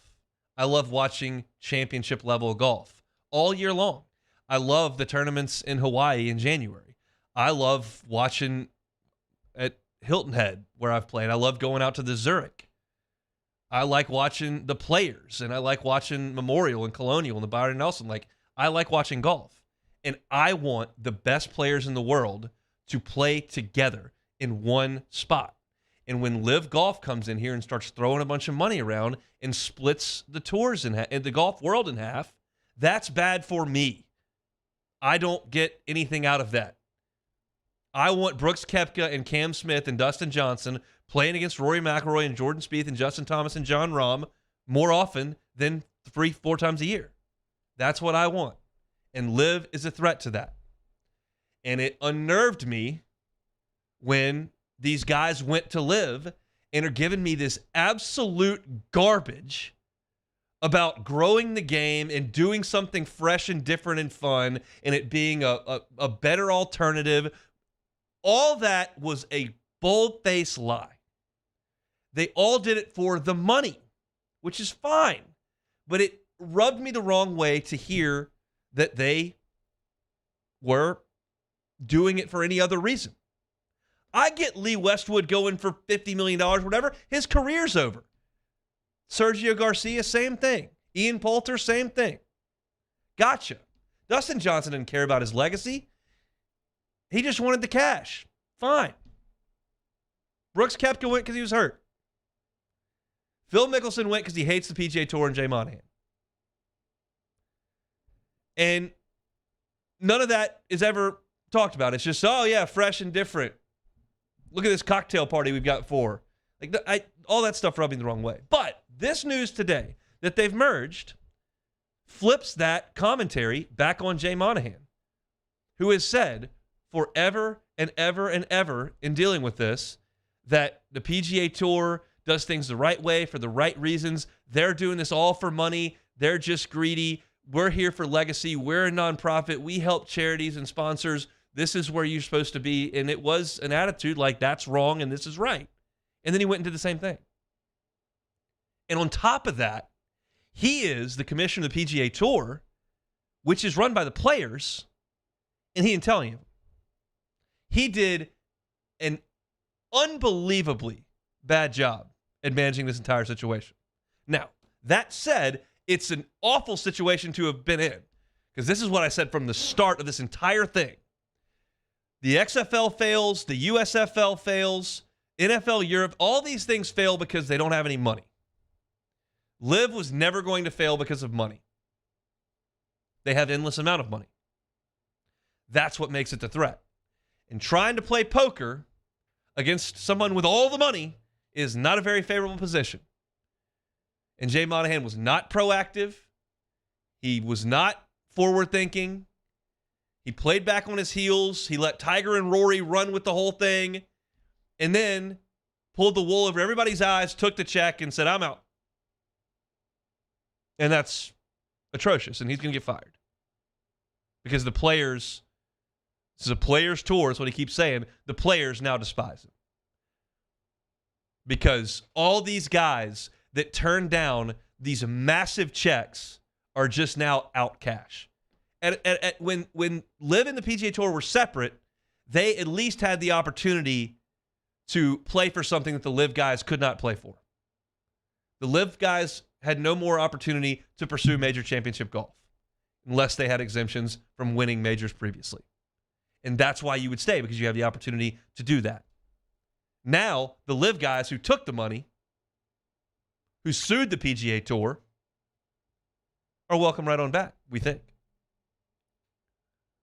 Now, I can't bang the gavel on this entire thing and give you my 100% firm opinion until I know what this merger means. We don't have any information on finances. We don't have any information based on scheduling. We don't have any information based on ability to play both tours. Like, I don't know what the fallout is. I just know that essentially the Saudi fund now owns golf. And that doesn't sound great to me. Now, am I happy that Brooks Koepka and Cam Smith and Dustin Johnson will theoretically be back in some of the events that I watch? Yes, that is the entire point that I was making. So that that's good for me, which is where we started this whole thing from and where my entire rooting interest comes from. I'm happy about that. I don't know how I feel about Saudi Arabia owning golf. And I'll tell you who wins here. It's the people it's the guys that took the money. And I'm okay with Brooks Koepka coming on back because he knows very obviously that if LIV and the PGA Tour don't merge in some of this, and he doesn't win that tournament he just won, like, he has reached the top of his game again and wants to compete for major championships, and that may have been taken away from him, and he knows that wasn't correct. If you take this back 2 weeks, 3 weeks, and you say, hey, Brooks, you can either go to LIV or you can come to PGA Tour, he would have gone back. You could tell. You could tell from the Netflix thing. You could tell from his press conference answers. You could tell. He doesn't wear the stupid LIV team stuff at the majors and his press conferences. He doesn't want to answer questions about LIV. He knows and so I'm good with him coming back. The one guy that I just can't get over is Phil. And this tap dancing deal, it just drives me insane. This is a guy who made just cash over cash for 30 years on the PGA Tour. Let his massive ego run off and do this stupid cash grab. And that irks me a little bit. Because that's a guy whose day was done and could have ridden off into the sunset Arnold Palmer-like. And instead, he's got to just go act 100% out of spite. And it rubs me the wrong way. And what may be a little bit of a glimmer of positivity here for me on the way out is it appears that the Saudis realized how horrific a human being that Greg Norman is, how massively inflated his ego is for no reason, and he's being pushed out, and he didn't even know this was going on. Greg Norman would have you believe he created a new world of golf. No, he did something that countless other people could do with endless amounts of money. Hey, Brooks, would you like $200 million to come play golf? Yes, that ain't Greg Norman doing it. That's $200 million doing it. And his massive ego and his incessant media blitz trying to play, we're just trying to play nice here, when he's suing the tour and has been trying to destroy the PGA Tour for 30 years. Like, that whole thing, I detest him. But it looks like that the Saudis realized he was just a cartoon character, went and took care of the business on the side, and he found out later. That's my take on LIV. I hope that the players get to play together again, and it bums me out that the guys who wanted to keep the integrity of the game together are the ones that just got cheated out of $300 million. Like, that's disappointing for Rory, Rahm, Spieth, JT, Will Zalatoris, those guys. But we'll see what the fallout is, and as we learn more information, I'll give you my thoughts on it. Saints OTAs down there in Metairie. Sharif Ishak there for WDSU. He'll join us next. This is on Palmer. Our listeners fire off their opinions on the jimsfirearms.net hotline at 499-1045. Keep listening for your next chance to shoot us your thoughts with the jimsfirearms.net hotline on 1045 ESPN Baton Rouge.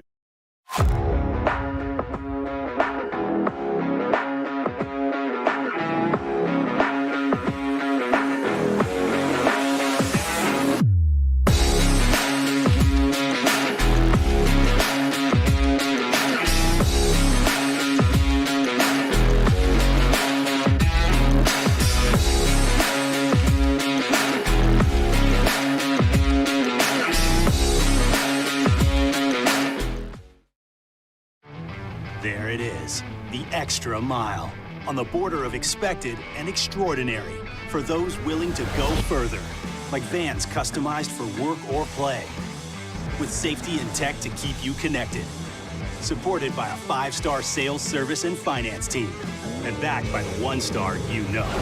So go the extra mile. It's never crowded, because so few have what it takes to go there.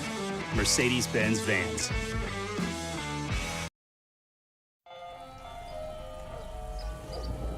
Hey there, little buddy.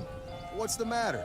What's the matter? My windows, siding, and my door. That's what's the matter. Relief Windows can fix all of that. I got you. Pop, pop. What's up? Oh my gosh, look!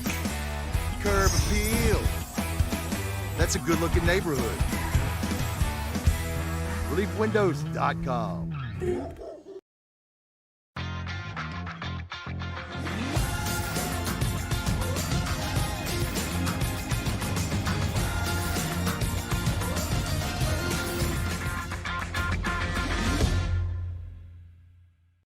Gulf Coast Office Products is a nationally recognized Savin office equipment dealer based right here in Louisiana. Over 100 employees strong, Gulf Coast has the boots on the ground to support all vertical markets, from education, engineering, legal, and finance. With the latest in office technology, from desktop to production segment units, Gulf Coast and Savin have the perfect fit for you.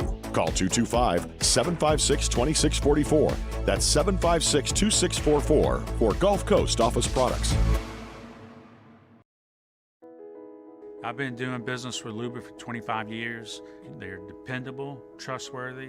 It's just the attention to detail with our clients.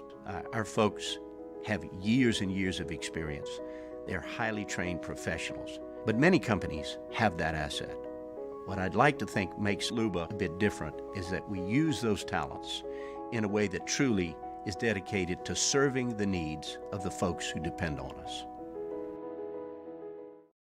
When is a taco more than just a taco? When it's Government Taco. Voted best tacos 3 years in a row by 225 Magazine, Government Taco puts the most delicious spin on tacos the capital area has ever seen. With creative combinations like the Magna Carrot, the Filibuster, or the Steak of the Union. Plus perfect tortilla chips paired with the best salsa and queso you've ever had. And happy hour every day from 3 to 6 p.m. and all day on Thursday. Government Taco, 5621 Government Street. Hey, it's Matt Musso. Join me Monday through Friday for your daily update on LSU baseball with Musso at the Box, presented by New Orleans Flooring, wherever you get your podcast, Apple, Spotify, Google, and check out New Orleans Flooring. 2 locations, Metairie and Prairieville, or NOLAFlooring.com. Gulf Coast Bank and Trust is giving our customers the power to bank anywhere, anytime during this challenging event. And we're right there with you. Our mobile banking app is a smart way to manage your money and time. Gulf Coast Bank and Trust, the bank that cares about you. Join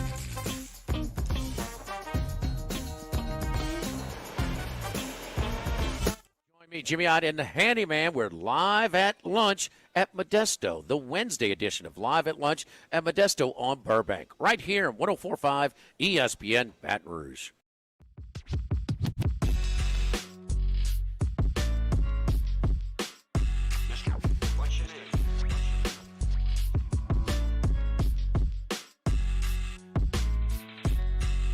This is Hunt Palmer on 104.5 ESPN Baton Rouge. Let's head out to Jim's Firearms Hotline. Chat with our guy Sharif Ishak from WDSU down in New Orleans Saints OTAs. Today, Michael Thomas made an appearance. Sharif, is Michael Thomas going to the Pro Bowl this year? We're not doing this again, are we? Everyone seemed to be really excited about it. I saw a lot of tweets. He was out there. He was working with Derek Carr. It looked good. It was light work with Derek Carr off to the side. He ran through the motions. He didn't really do anything with the team. I mean, they don't expect him, like he said after practice, he's expected to be back and fully ready to go by day one of training camp, just like last year. He's ready to go for day one of training camp. He's just out there, just talking to Derek Carr, talking to the receivers, just working on the mental reps and time on task with Derek, and that's all it is right now. We're not ready to go Hall of Fame just yet. Okay, well, I'm curious as to how his demeanor was in the postgame. I realize what time of year it is. That generally leads itself to a pretty jovial group of people. I'm told all the SEC head football coaches at Destin last week were just chumming it up with everybody, having drinks, and that's just the nature of the summer in football. It's a low-stress time. But Michael Thomas has been a guy who's been frustrated at times. We don't know where he is at times. What can you gather from his general demeanor and answering questions from y'all? It seemed like he's a little happier and a little bit more positive this year compared to last year. It seems like his rehab and everything is a little bit more scheduled this time around than it was last year. I mean, he felt happy. This is what he loves. This is what he wants to do. He wants to play. And he said, the front office and he had a really good conversation and had a good, relationship throughout the entire process. Now, I mean, he said all the right things. So was that, did everyone think that he was really going to come back? Look, I came on your show 100 times saying it. His career with the Black and Gold is over. It's over for good. And he came back. I just think they found a way to work through it. Better to have him than not have him. They paid him all that money. And I just think once they got Derek Carr, I think he was bought in. He wanted to be back. There was a guy that, those two guys had a great conversation throughout the offseason. They kept talking and talking. Big reason why he's back is Derek Carr. He wants to play with a Pro Bowl type quarterback, and that can give him a chance to, be good like Drew Brees did. And I think that had a big reason why he stayed here in New Orleans. Now, what do we see from him when the season starts? Your guess is as good as anybody's guess because he has to be healthy, the most important thing. And if he's healthy, maybe you get 10 to 12 games out of him. But you're never getting a 149 reception guy unless he proves every single person wrong after 3 years of injuries. Yeah, look, I'll line up with you on that one. I don't expect him to set any NFL receiving records moving forward, but I do think he can be a functional part of the offense. Your thoughts on Derek Carr as he continues to kind of lead the charge out there? The one thing that I like a lot about him is like the conversations that he continues to have on the field with all of his skill players after every single play. Whether it's good or bad, they continue to build that chemistry. And like you said today, like Chris Olave dropped the ball, picked it up and threw it back to him, and he threw it back to Chris because, he knew he dropped the ball and he wanted to make things good again. That's the type of things that, that's a good building block for this team when you see the receivers and the quarterback on the same page. And that's what they have to continue to work on. And he's just a bright light, man. He really has been a bright light, a beacon of hope for this, offense whenever, these training, these OTA practices started. I mean, you can just see it. He has a big smile. He had a big smile on his face after Michael Thomas talked today. I mean, all smiles. I think, you can see the happiness that he's here in New Orleans and having a chance to work with, a good defense too, something that he really didn't have much in Las Vegas or Oakland. So I think they're, building that chemistry. And I think by the time, you get the mandatory mini camp next week, it's what we're going to see once they get that long break and come back for training camp is when the fun really starts. But the building blocks are there, Hunt. They really are when it comes to Derek Carr and his receivers. Derek Carr's brand new. Cam Jordan not brand new, but Mickey Loomis said last week that they would let Cam Jordan play there as long as he would, and after that they would put him in the Ring of Honor and he would be in the Hall of Fame. And I kind of discussed that on my show on yesterday. Do you think Cam Jordan is a Pro Football Hall of Famer? Absolutely.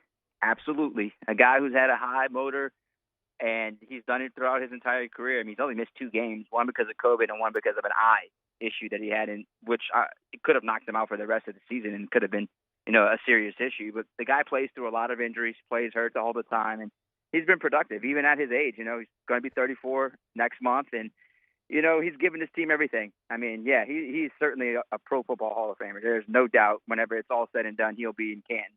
Ohio, and he just look, man, his career continued to trend upwards every single year. It continued to move up and up and up and up. I mean, he only had 8.5 last year, but the year before that he had like 15 and a half sacks. So could he have like another double-digit sack season? I'm sure he will. If the rest of the defensive line can be productive. It was mostly him last year trying to do everything. So, yeah, it's easily a Hall of Famer, not just because we're friends, but because he's a really good football player. Saw on Twitter that Brian Brzee was taking some first-team reps. Obviously, they're not going full bore here in OTAs, but what can you take from the Saints' first-rounder?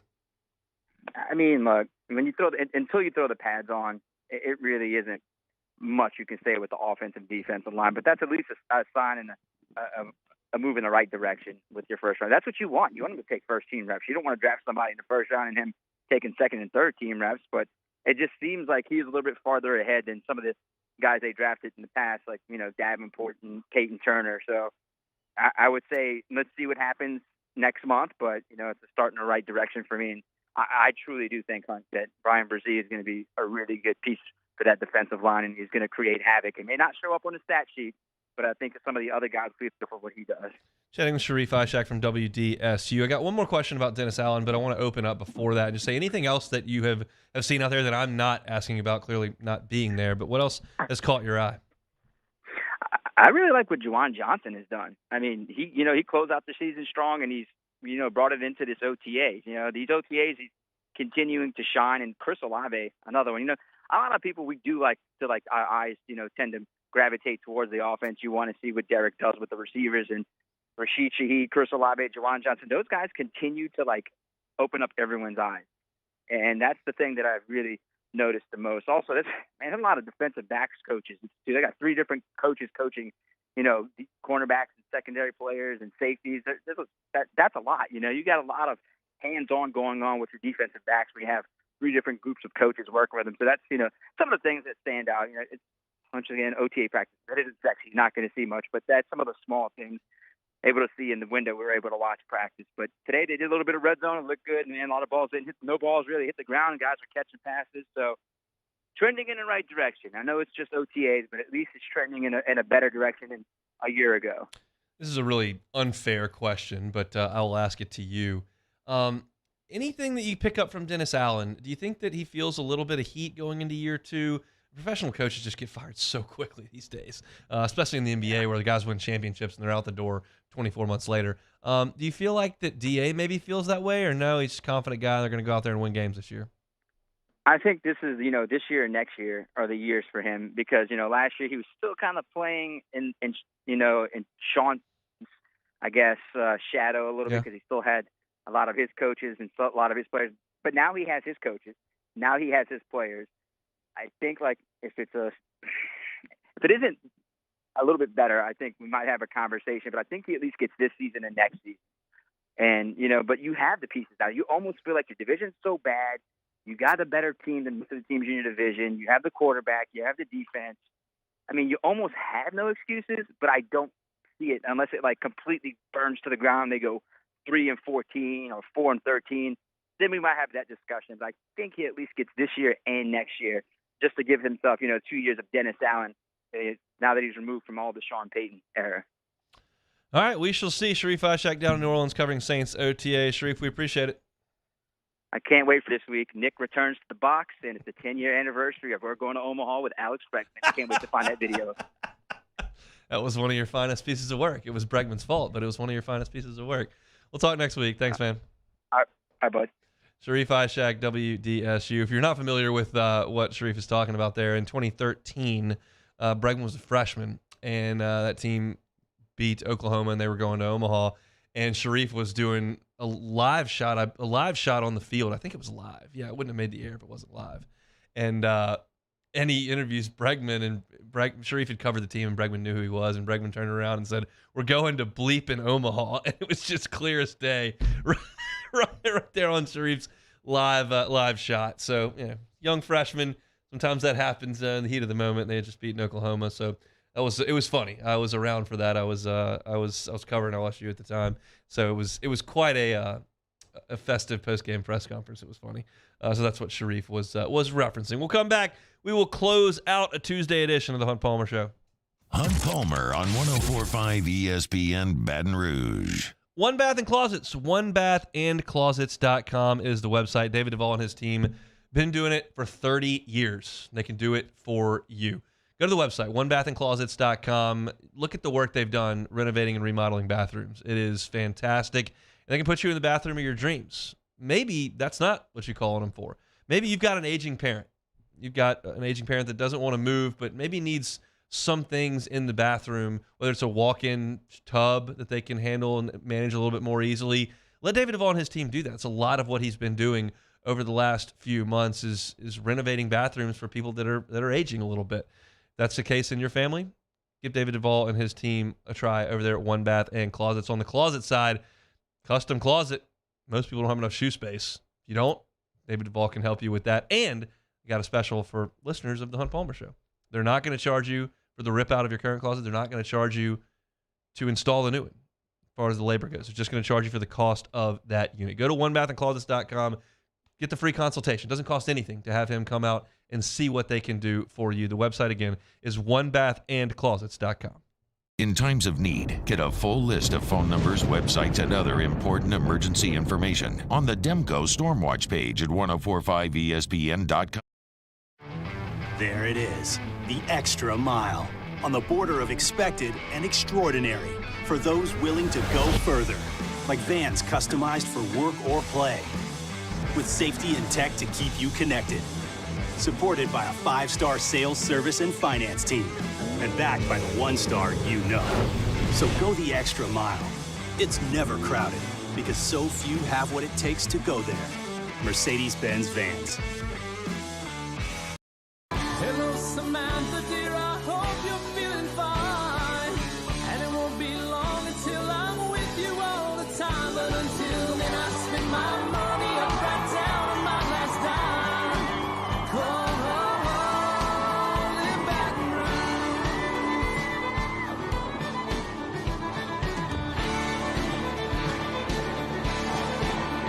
I'm ready, what you put me on through. Gotta send my love down to When is a taco more than just a taco? When it's Government Taco. Voted best tacos 3 years in a row by 225 Magazine, Government Taco puts the most delicious spin on tacos the capital area has ever seen. With creative combinations like the Magna Carrot, the Filibuster, or the Steak of the Union. Plus perfect tortilla chips paired with the best salsa and queso you've ever had. And happy hour every day from 3 to 6 p.m. and all day on Thursday. Government Taco, 5621 Government Street.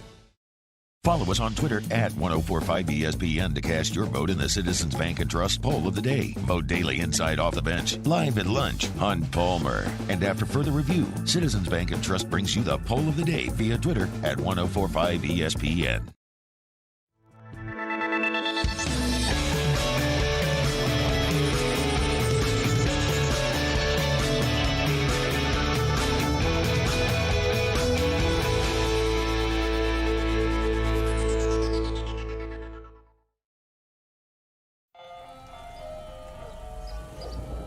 Hey there, little buddy. What's the matter? What's the matter? My windows, siding, and my door. That's what's the matter. Relief Windows can fix all of that. I got you. Pop, pop. What's up? Oh my gosh, look! Curb appeal. That's a good-looking neighborhood. ReliefWindows.com. Gulf Coast Office Products is a nationally recognized Savin office equipment dealer based right here in Louisiana. Over 100 employees strong, Gulf Coast has the boots on the ground to support all vertical markets from education, engineering, legal, and finance. With the latest in office technology from desktop to production segment units, Gulf Coast and Savin have the perfect fit for you. Call 225-756. Matt Moscona inviting you to join us for Tuesday's AFR. The Tigers advance. We start taking a look at the Baton Rouge Super Regional and the latest from Saints OTAs. Join us for Tuesday's AFR, 3 to 6, 1045 ESPN Baton Rouge.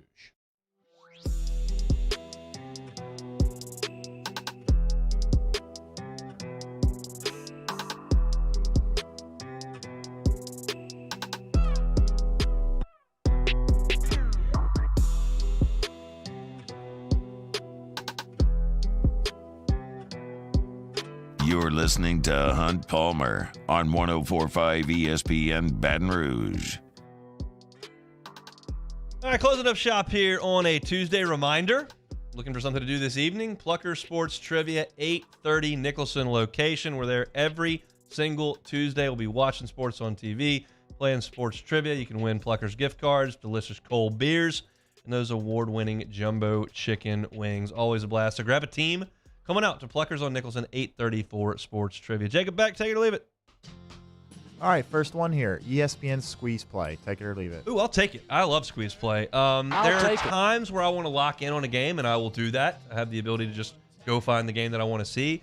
But I just thought, especially when there are a lot of games going on and LSU's not in that window, I think that they do a really, really good job with it. Runes is great. He's energetic. He's informative. Chris Burke, I've told you many times, I think is as good an employee as ESPN's got across all their platforms, just in terms of talking the game, presenting it in a way that I think is easy to digest for someone who's kind of a novice baseball fan. And then if you're got a little bit more technical knowledge, he's great as well. So I think they do an awesome job with that, and I think it's a really good add to regional weekend. So I watched a good bit of Squeeze Play over the weekend. I will take that for sure. All right, Novak Djokovic advanced to the French Open semifinals. He's only one shy of Roger Federer for most semifinal appearances of all time. Joker is the GOAT. Take it or leave it. I think you probably have to take it. I'll take it. I mean, Nadal's so much on the French, and then Federer so much at Wimbledon, and Joker's kind of done it all, and he's going to finish with the most majors ever. So, look, as great as Federer was and as dominant as Nadal was on clay and still is, I think if you put the entire package together, it's hard for me to go away from Djokovic. I'm disappointed in myself that I spent so much time hating Roger Federer because I liked Andy Roddick because he was American, and Roddick played him tough in a couple of Wimbledon finals, but I spent so much time pulling for Roddick and hating Federer that I feel like I missed such an unbelievable run and being able to enjoy the talent that Federer has, and he's apparently a really great guy too, so I just really missed the boat on that career, unfortunately. But I think Djokovic is gonna go by him, and I think he's probably the best in my eyes. All right, last one here. LSU Kentucky game 1 of the Super Regional will be at 2 p.m. in the box. 2 p.m. starts in mid-June. Take it or leave it. I'll take it. I mean, it's fine. It gives you a little window in the afternoon if we got to maybe delay it a little bit as opposed to those 8 o'clock starts where we're thinking about getting out there at 10:45 at night. Which is not great. If you let me pick the time, I'd probably pick 6 o'clock, and I think that would be what time most people would want to play. It gives you some time to get your day over and to get out to the tailgate and then get out there and not get home at 1 o'clock in the morning.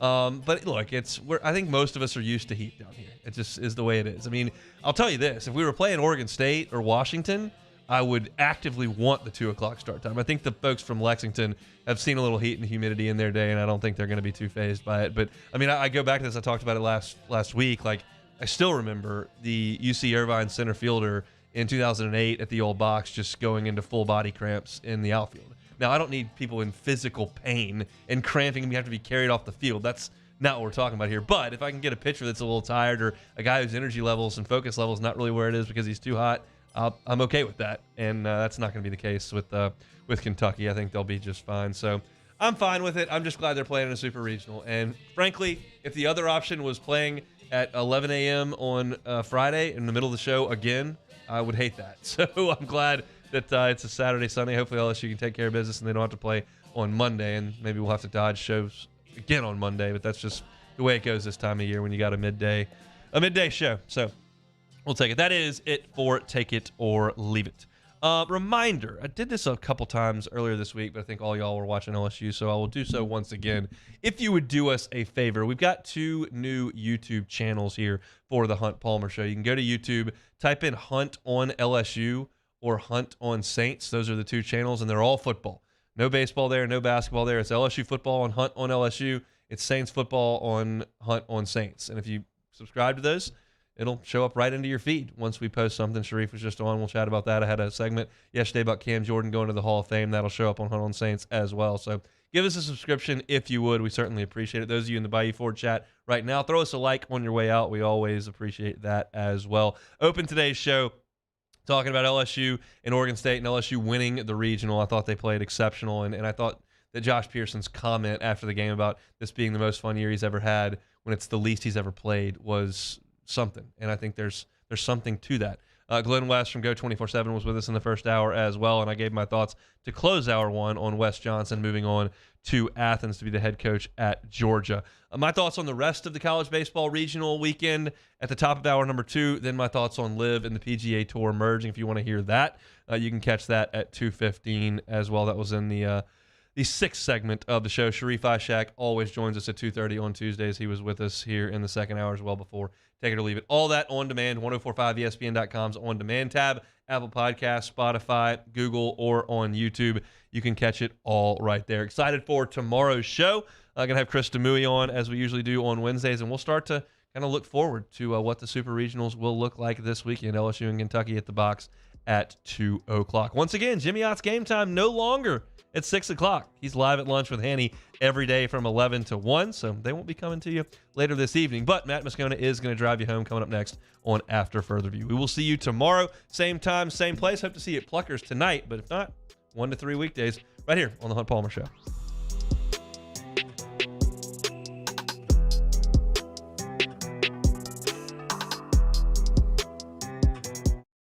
Electricity is all around us, and our families depend on it. Every day is sparked by the power of a cold drink or a warm meal, a movie night, and a comforting light at the end of a dark hallway. From sunrise to sunset, playtime to bed.